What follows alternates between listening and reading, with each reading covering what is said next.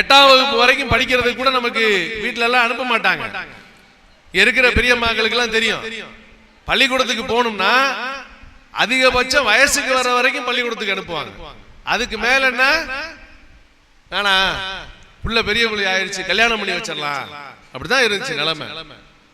8ஆம் வகுப்பு வரைக்குமாவது எப்படியாவது பிள்ளைங்களை படிக்க வச்சிடணுங்கிறதுக்காக 1989ஆம் ஆண்டு முத்தமிழறிஞர் கலைஞர் தான் 8ஆம் வகுப்பு வரைக்கும் படித்தால் 5000 ரூபாய் மகளிருக்கு திருமணத்தின் போது வழங்குவேன் என்று அறிவித்தார். அதற்கு பிறகுதான் தமிழ்நாட்டில் 8ஆம் வகுப்பு படித்த பெண்களுடைய எண்ணிக்கை அதிகமானது.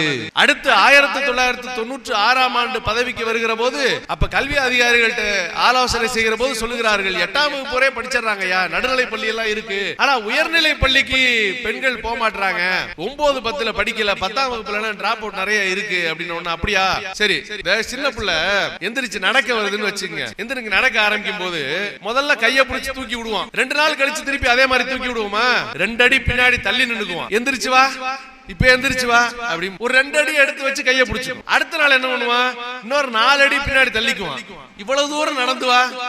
அப்படி 8ஆம் வகுப்பு வரை படிக்க வச்சவரு 10ஆம் வகுப்பு வரைக்கும் படித்தால் திருமணத்திற்கு 10,000 ரூபாய் நிதி உதவி என்று அறிவித்தார். தமிழ்நாட்டில் 10ஆம் வகுப்பு படித்த பெண்களுடைய எண்ணிக்கை 1996க்கு பிறகு இன்னும் அதிகமானது. மீண்டும் 2006 ஆட்சிக்கு வருகிற போது 12ஆம் வகுப்பு வரைக்கும் படிச்சா 25,000 அறிவிச்சார். நீங்க பாஸ் பண்ண கூட வேண்டாம், 12ஆம் வகுப்பு வரைக்கும் ஸ்கூலுக்கு வந்துருங்க, உங்க பிள்ளைகளை ஸ்கூலுக்கு அனுப்புங்க, நான் தரேன் 25,000 ரூபாய் தலைவர் கலைஞர் அவர்கள் அறிவித்த அறிவிப்பு தமிழ்நாட்டில் பள்ளி கல்வியில் பெண்களுடைய எண்ணிக்கையை அதிகப்படுத்தியது. அவர்களை கல்லூரிக்கு அனுப்ப வேண்டும் என்பதுதான். இன்னைக்கு உங்களுடைய பேத்திகள் எல்லாம் கல்லூரிக்கு போறாங்கல்ல, எல்லாருக்கும் மாதந்தோறும் 1000 ரூபாய் நம்முடைய முதலமைச்சர் கொடுக்கிறாரு.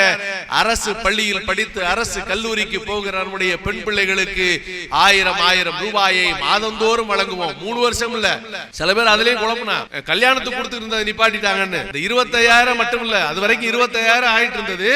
இன்னைக்கு டிகிரி படிச்சா 36,000. 3 வருஷம் படிக்கிறதுக்கு லீவ் உண்டு, காலேஜுக்கு லீவ் உண்டு, செமஸ்டருக்கு லீவ் உண்டு. ஆனா அந்த 1000 ரூபாய்க்கு மட்டும் லீவே கிடையாது. மாதந்தோறும் 1000 ரூபாய் வந்தே தீரும். 36,000 ரூபாய்.